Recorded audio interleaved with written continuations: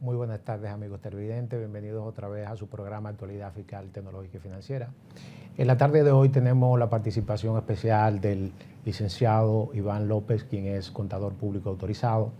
Además, Iván es experto en asuntos relacionados con auditoría forense, fraude y es igual abogado. Así que buenas tardes, Iván.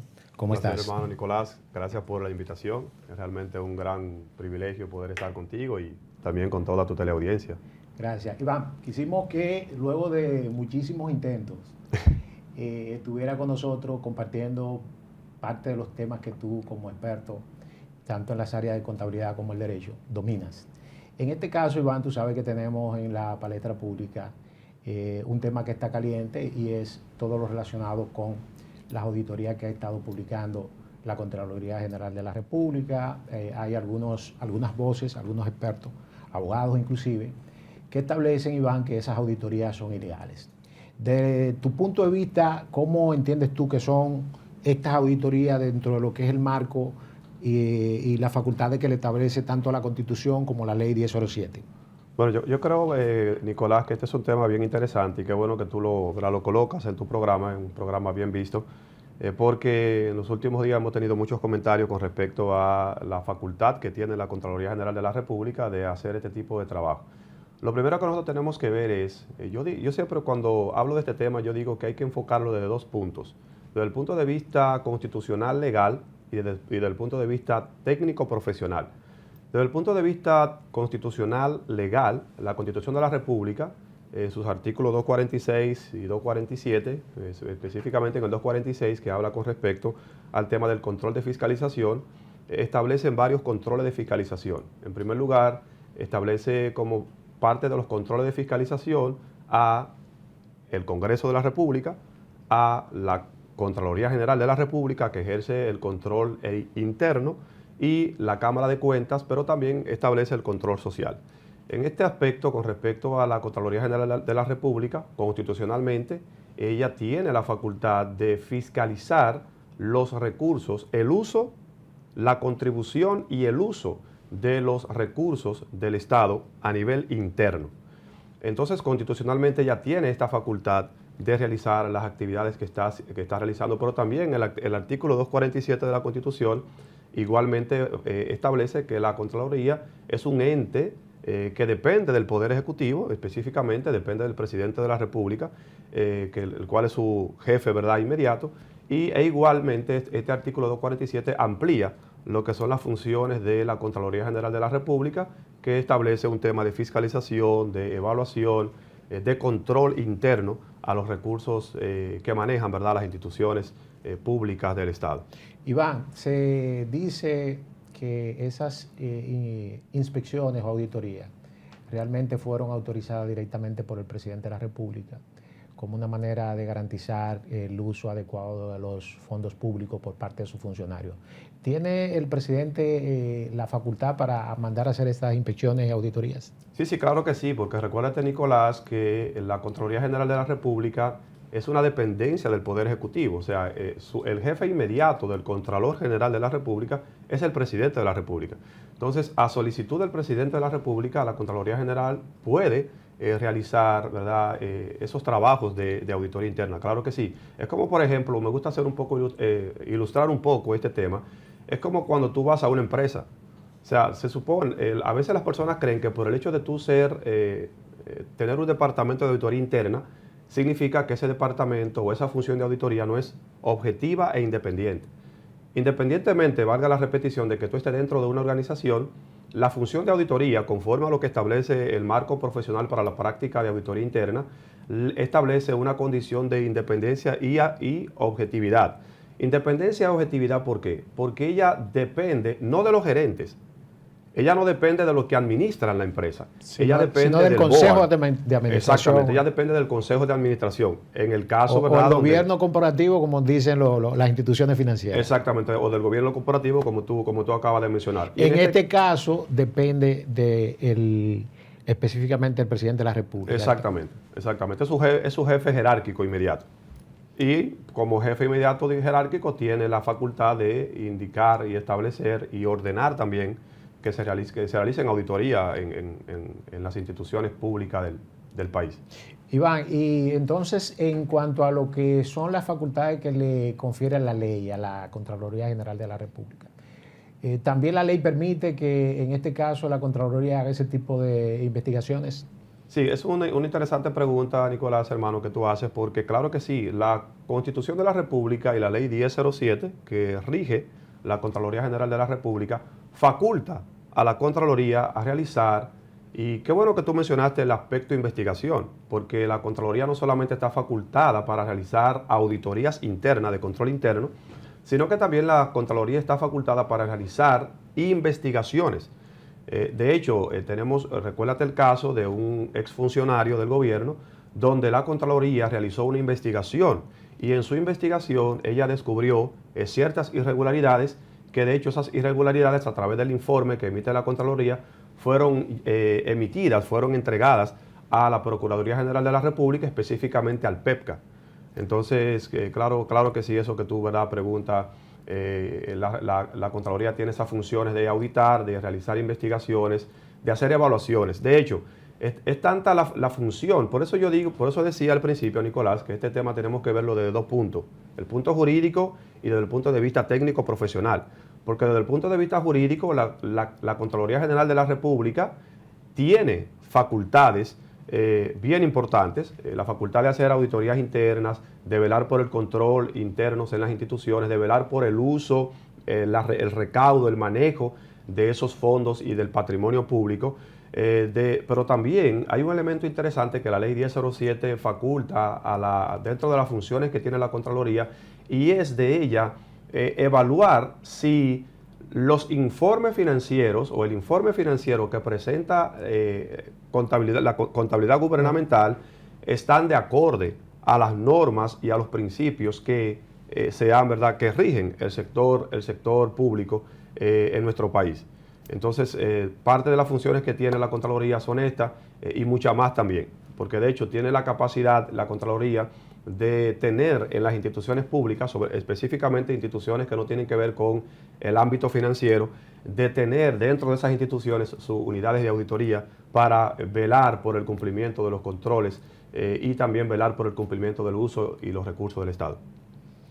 Iván, tú sabes que una de las cosas que han criticado a esas auditorías o investigaciones es el hecho de que muchas de esas instituciones ya cuentan con un departamento de auditoría interna, la famosa UAI de la Contraloría General de la República. ¿No creen tú que eso sería, diríamos, ser juez y parte, tú dar opiniones respecto a informaciones que tú previamente autorizaste a que se hagan, por ejemplo, esos desembolsos o esas firmas de esos contratos y eso? Sí, por eso yo te decía, Nicolás, y vamos a entrar entonces a la parte técnico-profesional, porque si nos vamos a la parte constitucional y legal, la Contraloría está haciendo la función que a ella se le ha encomendado hacer por ley, por Constitución y por ley.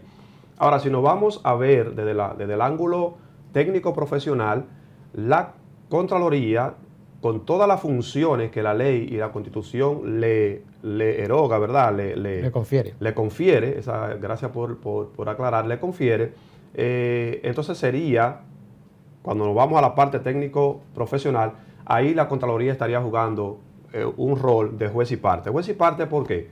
Bueno, juez y parte por varios elementos, no solamente por el elemento de aprobación. Tú sabes, y qué bueno es hablar contigo, porque yo sé que tú eres una persona con vasto conocimiento en estos temas de auditoría, contabilidad y demás. De hecho, también eres auditor forense y conoces mucho, manejas mucho el tema de los controles y demás.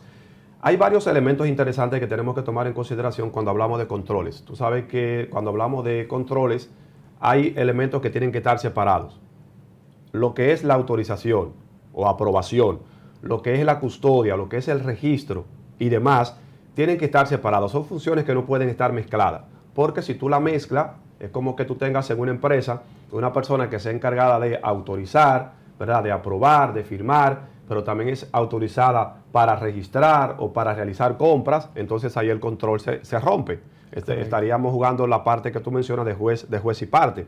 Entonces, la Contraloría, al ella aprobar los desembolsos que realizan las instituciones públicas como parte de su control interno, también ella ejerce una función que le hace la vez de juez y parte, y es la función de ella diseñar, porque así mismo establece la ley que ella diseña lo que es lo que son los controles internos. Entonces ella está evaluando, ella está auditando lo que ella crea y lo que ella prueba. Entonces ahí sí jugaría un rol de juez y parte.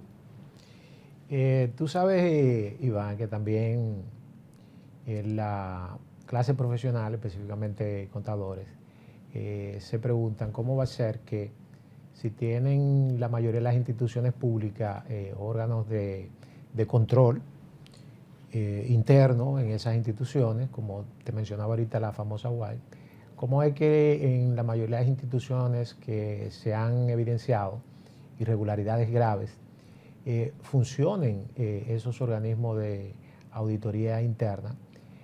Sin embargo, no sale en esas investigaciones o en esos enjuiciamientos, diríamos, responsabilidades a esas unidades de auditoría interna que hay en esas instituciones públicas. ¿A qué tú crees que se debe esa situación? Sí, es muy interesante esa parte que tú resaltas, Nicolás, porque la Contraloría, como te decía, tiene dentro de las instituciones, tiene su unidad de auditoría interna, la cual ellos evalúan los procesos y demás.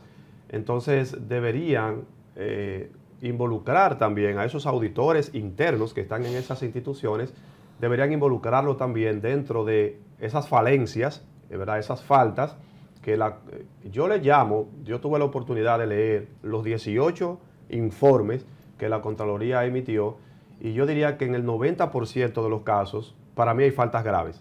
De verdad te lo digo porque todos los hallazgos que hay ahí, pues hay muchas faltas graves. Pero también... Pero faltas graves que pudieran ir diríamos, al Ministerio Público para fines de investigaciones. Bueno, faltas graves que pudiesen ir, como la ley establece a la propia Contraloría General de la República, faltas graves que tienen que ver con responsabilidad administrativa de los funcionarios que manejan los recursos públicos y también de responsabilidad civil.